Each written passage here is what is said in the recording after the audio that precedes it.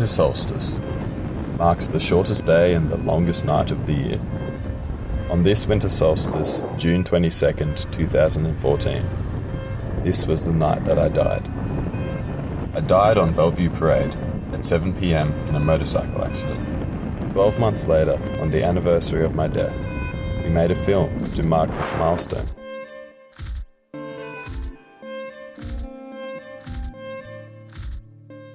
My wife was sitting out here, actually just on the couch behind me. She heard a motorbike go up the hill behind me. Briefly after heard a crash.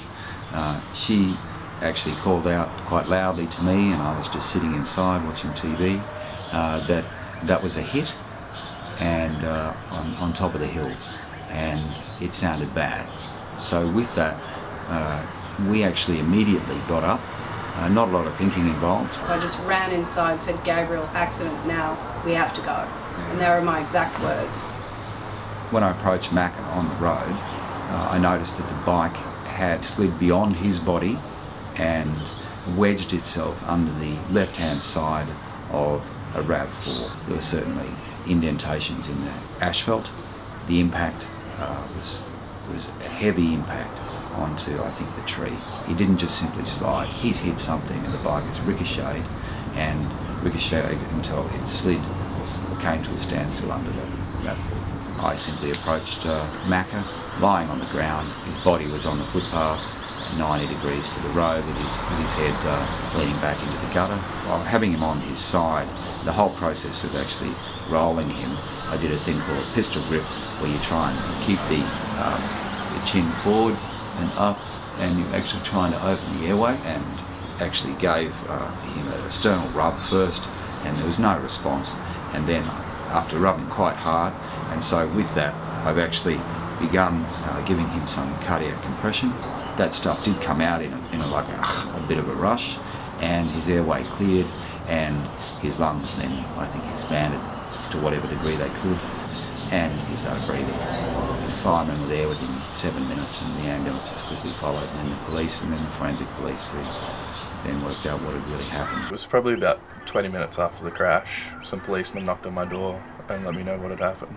At first I didn't really comprehend the full gravity of the situation, because all they said was, "Your brother's been in an accident and you should go to the hospital and they'll give you further details." Yeah, well, we were on the farm and we heard from the hospital. Yes, it was actually a call from the Royal Brisbane Hospital, and it was from a very good social worker. Took us about an hour and a half, I guess, to get there. Felt like driving a bit fast.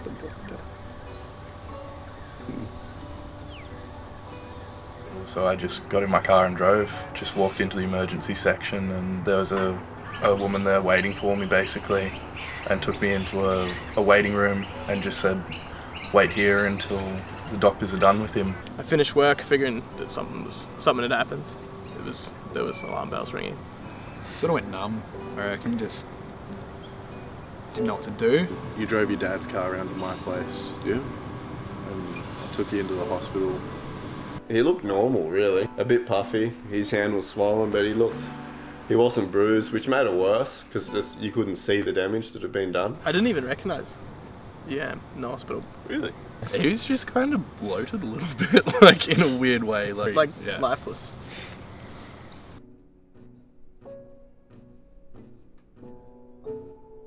He was all cleaned up, and There was Graham. They were having a lot of trouble keeping him still, and they didn't want him to move his spine because they thought his back might be broken.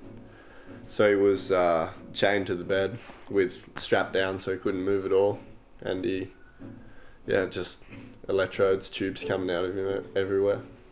Didn't look real good.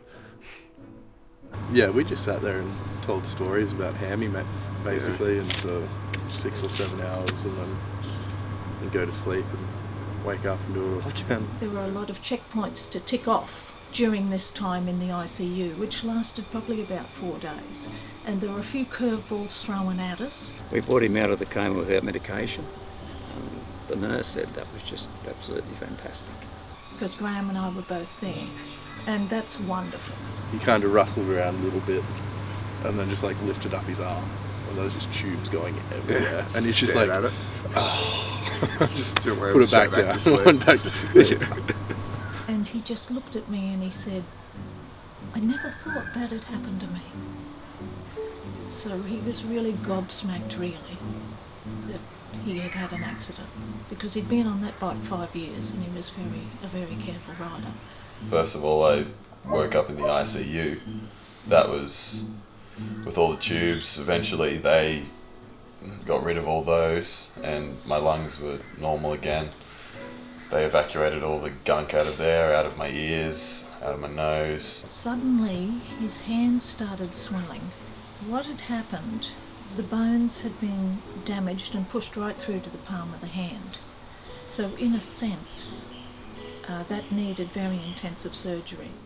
Then they did the operation, and then when we came out of that operation, the next day was the facial nerve. It was swelling within all the cracks from the total head fracture. He lost total control of his lower lip, so he wasn't able to close his mouth or hold food in and that sort of thing. So he couldn't like smile or talk properly. And Yeah, that was a shock first time I saw him with that. So I walked into his second ward with no warning. Just, he had this bad face on. that would have been a challenge for him. Yeah. Because like he couldn't close his eyes at night time. Couldn't smile. I know for a while there he used to just go to the mirror every day and practice smiling. moving his face, yeah. Move it all around, see if he got any more range of movement. Yeah. Yeah, every night he had to put goo in his eyes and like tape them shut. So he just couldn't shut his eyes. And they'd dry out. It's pretty bad. I was put in a normal ward in traumatic brain injury, and I was given a series of tests to see if my cognitive capacities were alright to be discharged. What, a day later he had It was nearly perfect. fairly reasonable abilities, yeah. It just came back way too fast. After a week, I was alright. So I was discharged to be sent back home with my parents. They looked after me while I was getting better.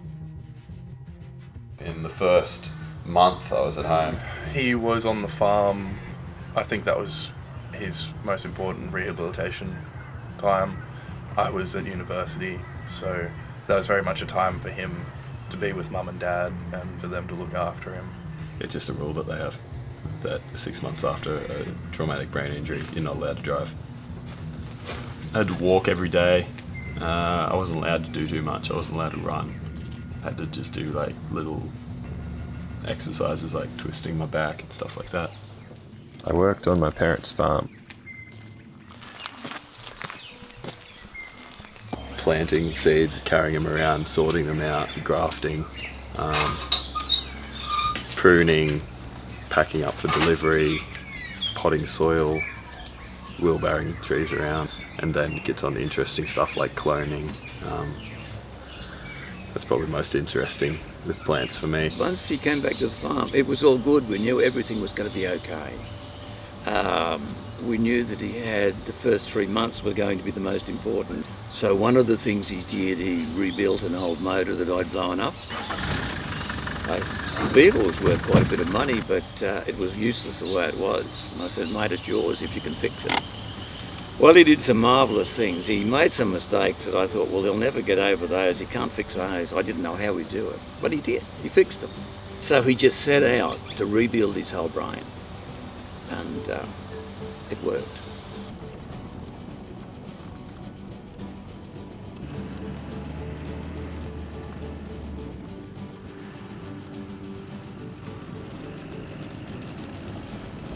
I had such a huge head hit that the couple of days either side of the crash, I don't recall much at all.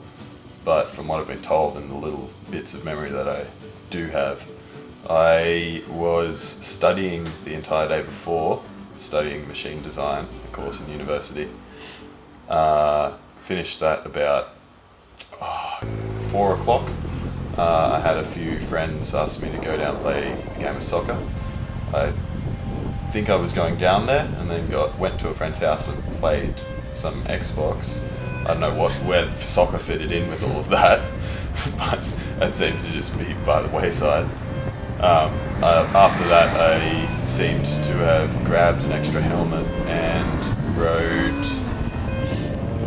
I seemed to be going to the gym, so I had a gym towel in my bag. Rode over Bellevue Terrace and had the crash.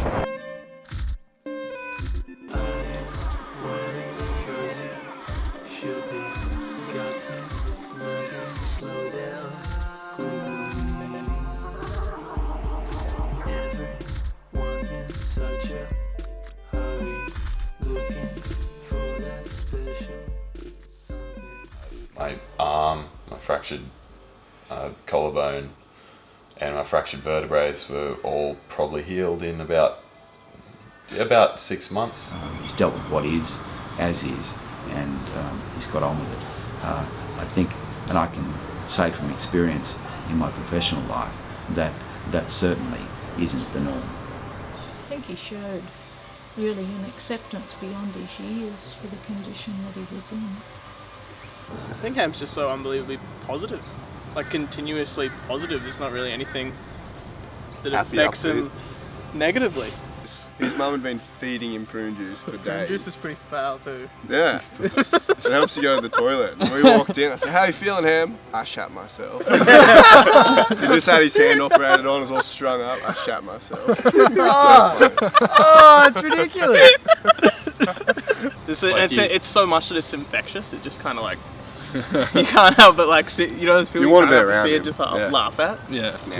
This is a Gatorade. Thanks to Gatorade, I'm back.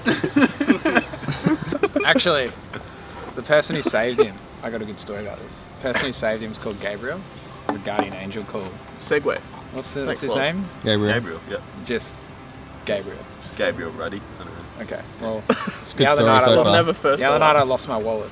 Oh, this is pretty cool actually, yeah. And I got a call from a cabbie on Monday, and his name was Gabriel, and he had my wallet. And he looked after it for 2 days. And delivered it back to me. So, in short, there's a Gabriel looking over us all. Thanks, Gabe. And that's the end of that chapter. My attitude hasn't changed, which is amazing. I think the attitude's the main thing that's got me through. If you've got a positive attitude, you can get through anything, really, that life throws at you. Attitude hasn't changed in the slightest. I haven't had any realizations, sudden death realizations, which kind of sucks. The healing that I've done so far, well, all of it is thanks to the attitude that they've instilled in me. Yeah, I think it's all, thanks is all owed to them. No.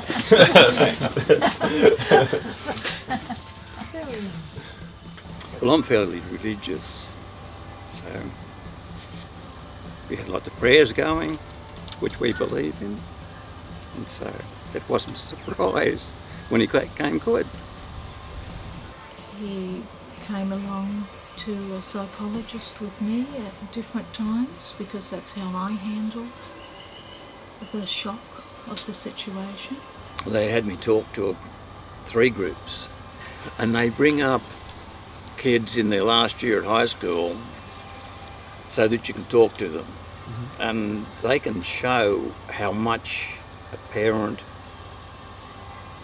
grieves, or the trauma they go through, the worry, the agony they go through if one of their children are hurt. And they were doing this just before the school holidays, is when kids usually go out and do stupid things. That helped me. I think I was just appreciative that you were there. Like, it meant a lot to me at that time that Hammy had such a good friend. Probably wouldn't have made it through without Berto. Wouldn't have done it by myself, that's for sure. Definitely not. Need a big Dave.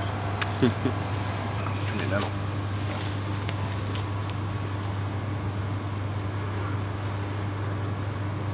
For me, it's put into perspective the importance of having someone like that that's so close, like a brother that's only 10 months older.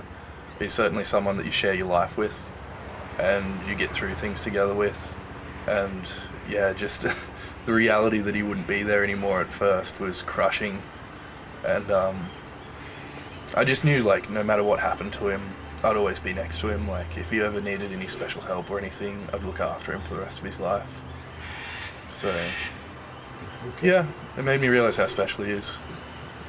Sorry. Okay. Yeah, Always upbeat, the happiest man you've ever met. Without a doubt, the kindest man that I've ever met in my life. He's outgoing. Everyone wants to be around Graham because he's just great fun to be around. Great guy. Yummy. And there's actually a few strange backstories to it as well. To our great surprise, some weeks after he's got out of hospital, we met both parents, and it suddenly clicked that Dominique had seen Macca when he was about 8 years old, running around the film set. And I went, oh my God, you live in Jaramba. Graham Anderson, of course, you know, we filmed a film on your property 15 years ago. What are the chances of me living here now and having that happen right outside our front door? You know, Vivian and Graham were pretty blown away by that event as well. And it makes you wonder whether, I don't know, how the design of the universe and how things are, and you know, you meet people. I never thought I'd see them again. Boys, yeah, cheers. Yeah, that's a cheers. Nice, cheers. For as long as I live, the winter solstice will always be an emotional night for me, and the same for anyone close to me. But sitting here thinking of everything that has happened since, I shed a few tears, not for what I have lost, but it is gratitude for the friends and family who have supported me and made me who I am. Now, with morning beside me, the fleetingness of life in mind, what do I do on the shortest day and the longest night of the year?